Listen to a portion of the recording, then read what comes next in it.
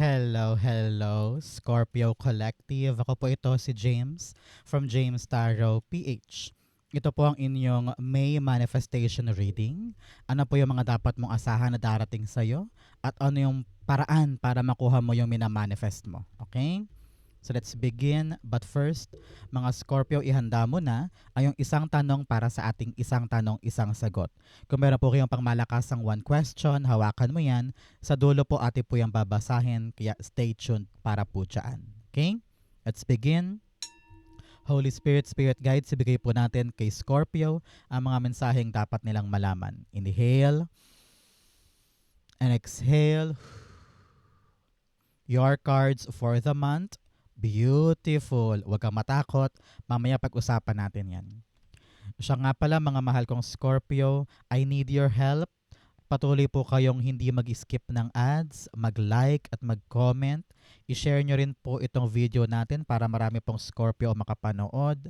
And i-click nyo po yung notification bell sa baba para po ma-notify ka every time na meron tayong reading. Hello rin po sa mga new subscribers natin. Tulungan niyo po ako sa ating everyday libre reading. Continue liking, commenting, and not skip the ads. Salamat po. So, in the background, meron kang the Six of Pentacles.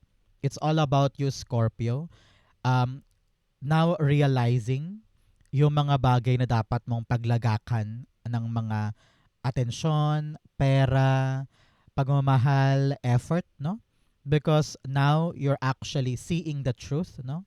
May minanifest ko na nakaraan eh. Sabi mo, sana makuha ko na, sana magbunga na, sana mapasakin na, sana maibigay na sa akin.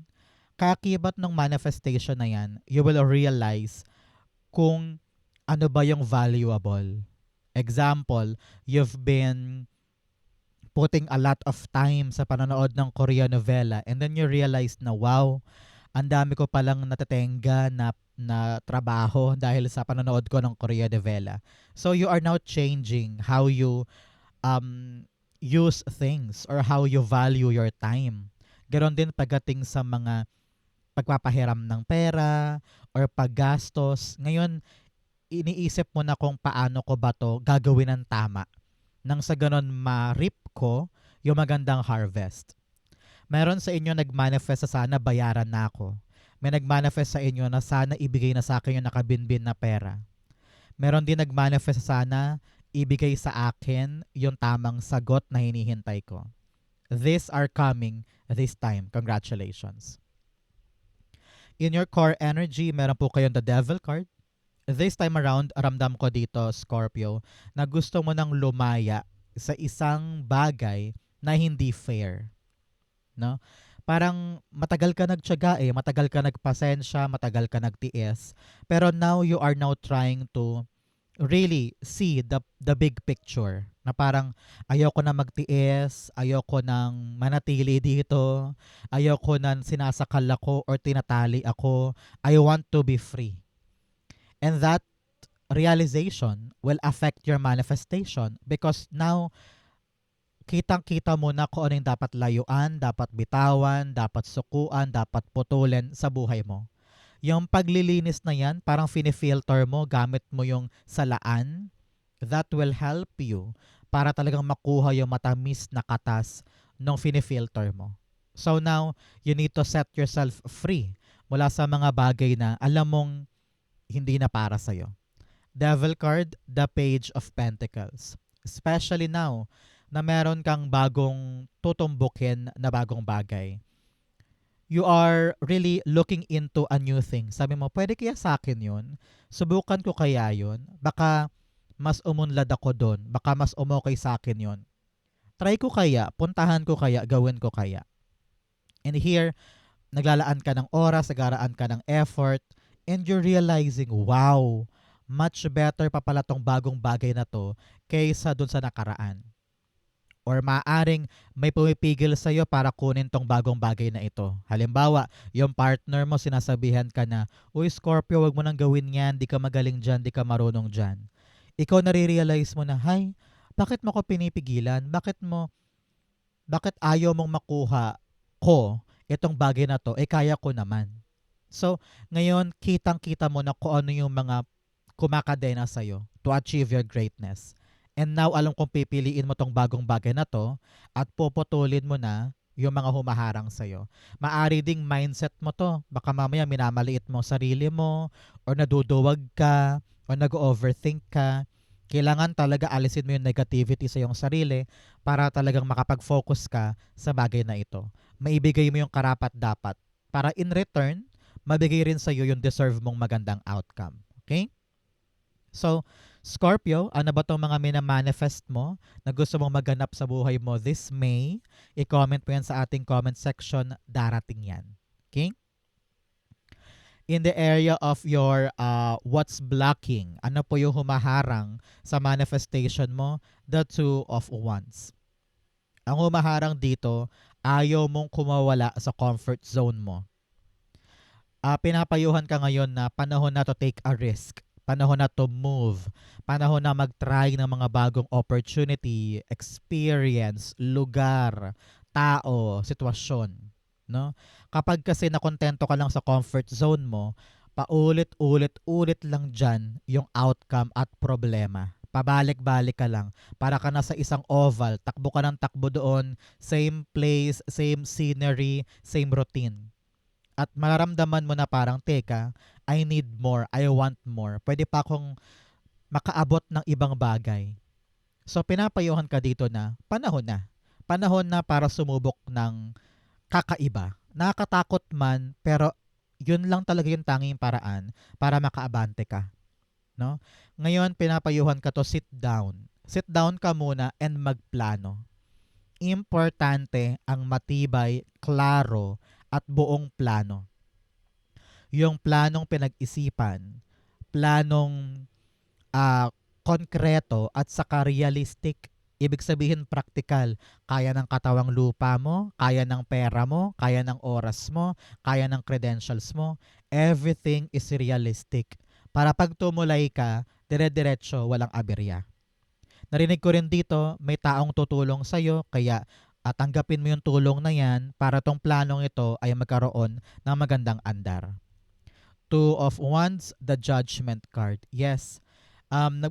Sabi dito, prangkahin kita Scorpio, nagbubulag-bulagan ka sa mga dapat mong makita, sa mga dapat mong ma-realize. No? Tingnan mo tong globo na ito. Talagang hawak-hawak niya, very clear yan. No? Kitang-kita ng dalawang mata niya kung ano yung realidad niya. Pero ikaw, ramdam ko dito, iniiwasan mong harapin yung reality na yan. Sabi, harapin na, tanggapin ang truth para makapagplano ka ng totoo at makagalaw ka na, makaalpas ka na dyan. Okay? Pinapayuhan ka rin dito na sundin mo na. Sundin mo na yung tawag sa'yo, yung calling sa'yo. Hanggat iniiwasan mo yan, lalo ka nahihirapan. Okay? So, Scorpio, para mabuwag na to, para malusaw na tong blockages na to, i-comment mo sa ating comment section ang iyong lucky number. Okay? Kung meron kang inaalagaan na lucky number, comment down below. It will dissolve itong blockages na to. Okay? In the area of what you need to do, meron po kayong the 9 of Wands. Sabi dito, huwag kang bibitaw sa pangarap mo. Subok ka ulit, try pa ulit, isa pang chance, isa pang chance.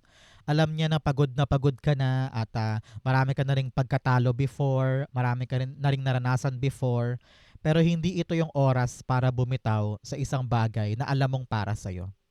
Okay?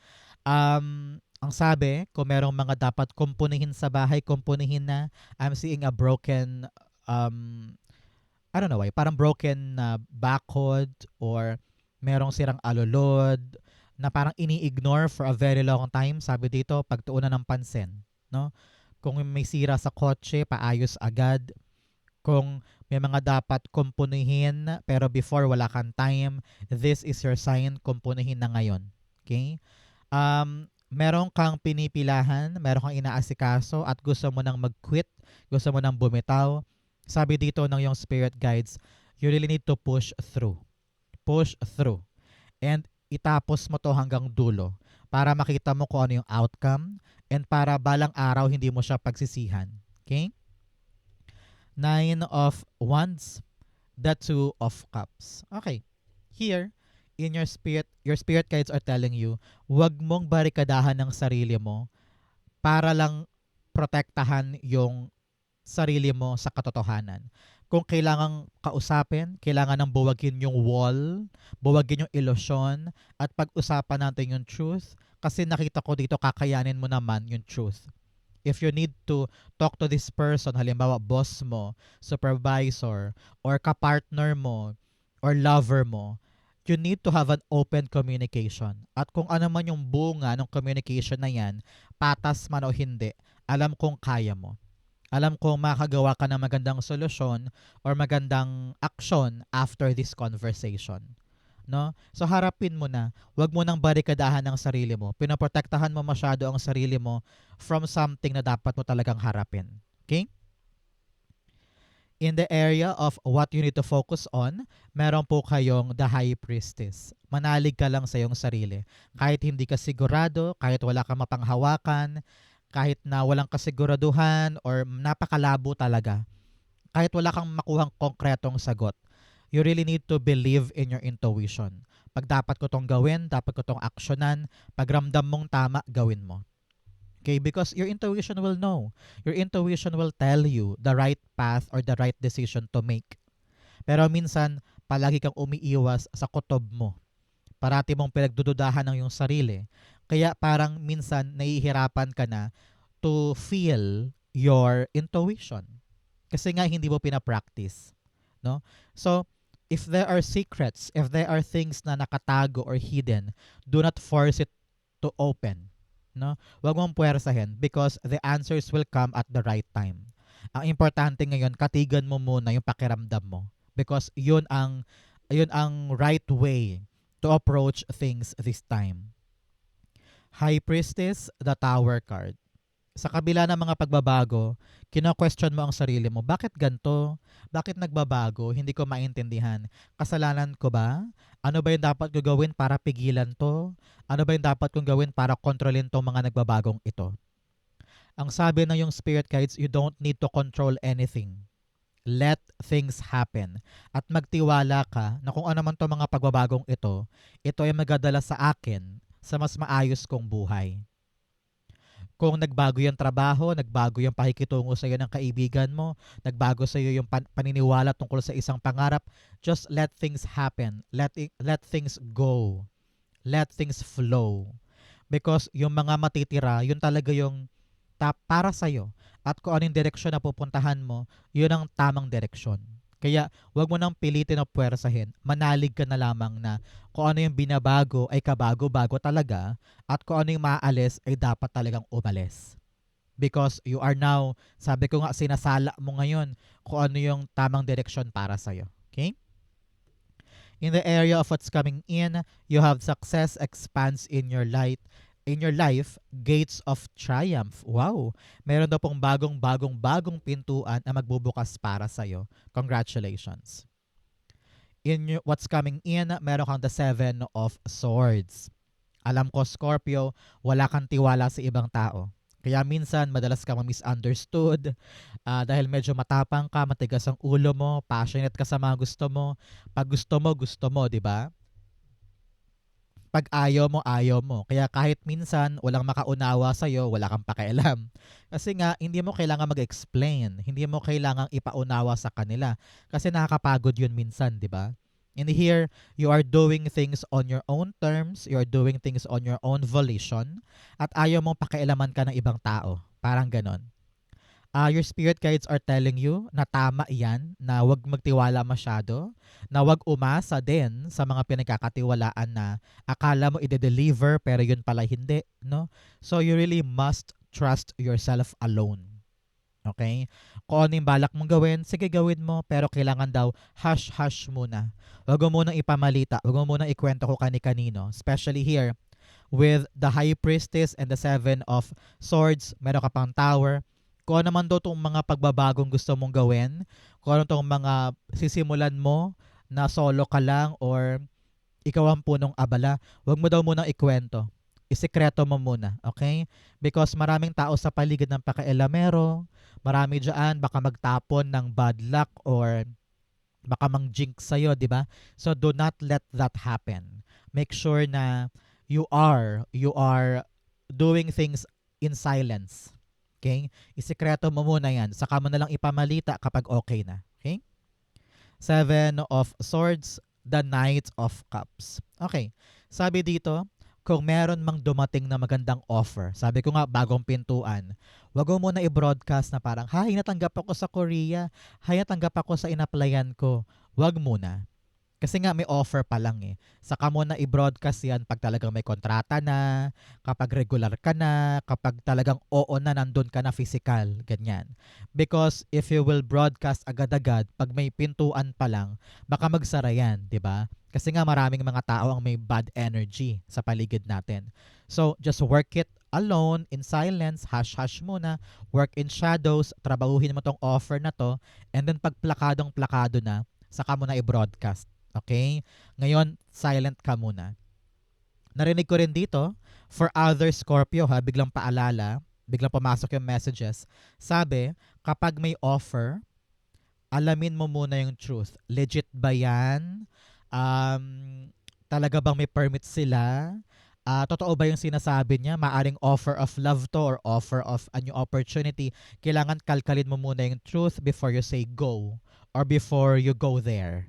No, bago mo pasukin yung bagay na yan, kalkalin mo muna kung totoo, legit, talaga bang may basehan, okay? Para lang mag-ingat tayo today. Kasi maraming tao sa paligid yung too good to be true, parang sobrang ganda, parang maniniwala ba tayo dyan, ganyan. So, wag kang makontento agad sa matamis na salita or sa magandang pinapakita.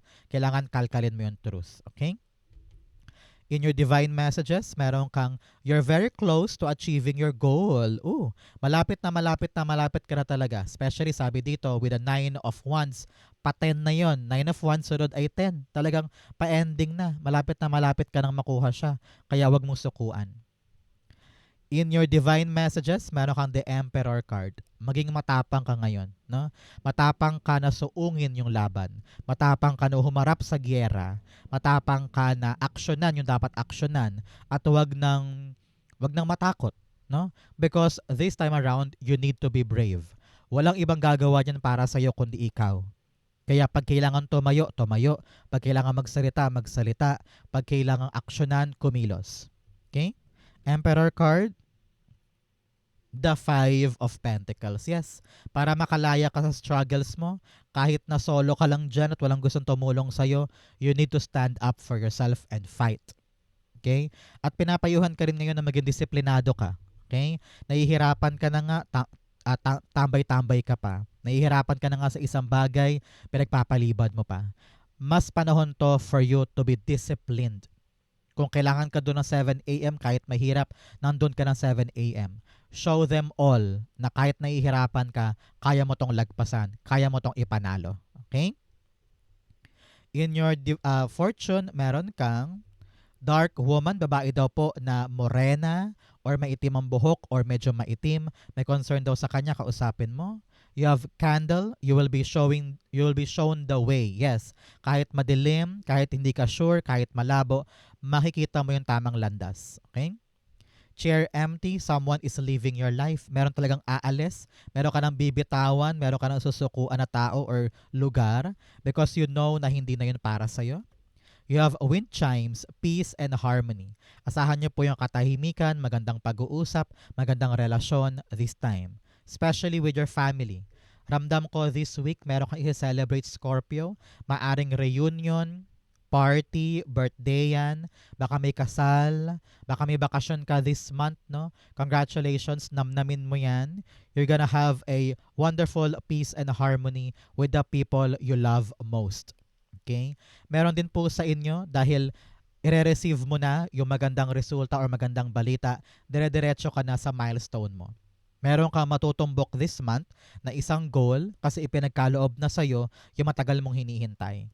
It's all about you reaping the good harvest and celebrating it today. Congratulations. The Four of Wands, the Emperor card. Dalawang beses lumabas si Emperor card. Ngayon, manunumbalik na yung confidence mo. Na parang nakaya ko, nagawa ko. I am sitting on my seat of power. Kung meron kang minanifest na trabaho or magandang posisyon, eto yon. Kung nag-manifest ka na sana malagpasan ko yung problema sa milestone ko, eto yon. Congratulations, no? You are now having back the control in your life at kayang-kaya mong pamahalaan yung mga meron kang tatapusin this time. Congratulations po. Nakita ko rin dito parang merong authoritative figure, maaring boss mo to, supervisor or HR, at talagang ibibigay sa'yo yung gusto mong mangyari. Congratulations po. In what's your near future, meron kang the Hermit card. Yes, you're very close to your goal, and then maliliwanagan ka din. You'll be shown the way sa tamang sagot sa lahat ng bagay. Sabi ko nga, kung marami kang questions, marami kang kalituhan, marami kang mga inhibitions or questions in your life na parang ang hirap-hirap hanapan ng sagot, here in the near future, you will know the truth and you will be enlightened with the truth. Yung mga tanong may sagot, yung mga malabo, malinaw. Yung direksyon dati na hindi ka sigurado, ngayon siguradong sigurado na. Okay, it's all about you shining your light. Huwag kang matakot, huwag kang makontento lang sa limitado mong space. Marami ka pang pwedeng gawin, marami ka pang pwedeng abutin. So shine yourself. Okay? Hermit card, the 7 of Wands, tumilapon din to, and the 3 of Swords. Sabi dito, huwag kang makontento na dinadamdam mo lahat ng mga pain in the past. Panahon to for you na maghilom at ma-realize mo na ay, lesson lang yun. Ngayon, mas matatag na ako, mas matalino na ako, mas masipag na ako ngayon. Alam ko na yung mga red flag na dapat kong iwasan.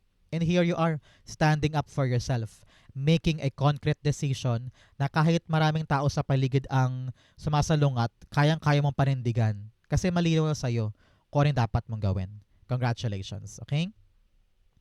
Ang missing puzzle piece sa buhay ni Scorpio para talagang makuha mo na yung manifestation mo, you have the Magician card. Sabi dito, time na for you to take action now. No? Hiniling mo lang noon, pwedeng-pwede siyang madala sa yung reality. Kayang-kaya. Sabi dito, posibleng-posible. You also need to realize na nasa iyo lahat ng tools, nasa iyo lahat ng resources para maganap yung gusto mo. No? Kaya huwag kang matakot na, ay hihintayin ko na lang yung right timing, ay hihintayin ko na lang pag may pera na ako, ay hihintayin ko na lang pag okay na yung lahat. Malalaman mo lang yung right timing pag hahakbang ka na. No? So kulang ka daw sa move, kulang ka daw sa kilos para to pa rin yung mga minamanifest mo. Magician card, the Ace of Pentacles. Sabi dito, panahon na para buksan ang sarili mo sa mga opportunity. Kailangan makita mo yung ganda, yung promise ng isang bagay para ganahan kang gumalaw. Kasi nakita ko dito, huwag sayangin yung opportunity, huwag sayangin yung chance, binibigay sa'yo, panahon na ibibigay na. So, make it happen. Move and give effort kung talagang gusto mong matupad itong manifestation na ito. Okay? So, Scorpio, dumako na tayo sa yung isang tanong, isang sagot. Close your eyes. Concentrate on this one question. Mabilisan lang to. Inhale and exhale the answer to your question. Ace of Pentacles, the Devil card, and the Two of Cups. Okay, at the bottom of your deck, you have the Ten of Pentacles. Gusto mo talaga ng long-lasting, secured, sigurado at pangmatagalan na biyaya. And marami kang takot ngayon, maraming mga sul-sul sa tenga mo, maraming mga nagdidikta sa'yo na dapat gawin to, dapat gawin yan, dapat gawin yon. Pero sabi dito ng yung spirit guides, you really need to listen to yourself. Cut the cord doon sa mga tao o sitwasyon na pumipigil sa'yo para ma-achieve itong bagong bagay na ito. Kasi maganda to eh. Itatanim mo tong punlang ito para dumami, yumabong, tumagal, maging successful. Kailangan mo mahanap yung mga tamang tao na susuporta talaga sa'yo at maniniwala sa'yo. Kasi marami dyan, talagang akala mo suportado ka, pero in reality, mga nag-aabang lang ng chismis yan sa'yo. At talagang gusto rin ng kabaksakan mo. No? So, palayain mo ang sarili mo sa mga taong yan. Ganon din ikaw sa iyong isip. Minsan, kapag kaya mo naman, iniisip mo agad yung negativity, na hindi ko kaya, di ko magagawa, baka masayang lang, baka sayang lang ko ng oras, baka pagtawanan ako, baka i-reject ako. Nauuna lagi yung nega. So, itaboy natin yan. Now, tinatawag ka ng yung spirit guides to communicate. No? Communicate ka sa mga taong kailangan mong kausapin tungkol sa opportunity na ito. Kalkalin mo lahat ng information para alam mo yung pinapasok mo. Para malusaw lahat ng mga takot, ilusyon, pangamba, overthinking mo. Okay? Because this is something good. This is something long-lasting para sa'yo. Kaya huwag sayangin yung chance. Maghanap ka ng mga swak na taong makatulong dyan at palayain mo ang sarili mo sa negativity, maling tao, maling lugar, maling pinagkakatiwalaan, maling pinaparinggan, and huwag mo hayaang pigilan ka to achieve your greatness. Okay? Kung ang question mo yes or no, the answer is yes. Pero marami kang dapat asikasuhin na pagbabago sa'yo at sa paligid mo para totally maging successful ito, smooth sailing sa'yo. Okay? Sa Scorpio, yan po yung isang tanong, isang sagot. Ganon din po ang inyong May manifestation reading. Saan po kayo nakaresonate? Comment below. Babasahin ko po yan. Thank you, Holy Spirit, Spirit Guides, for the clarity and messages na dapat malaman ng mga mahal kong Scorpio. Thank you po for watching hanggang dulo. I love you. This has been James for James Taro PH. God bless everybody.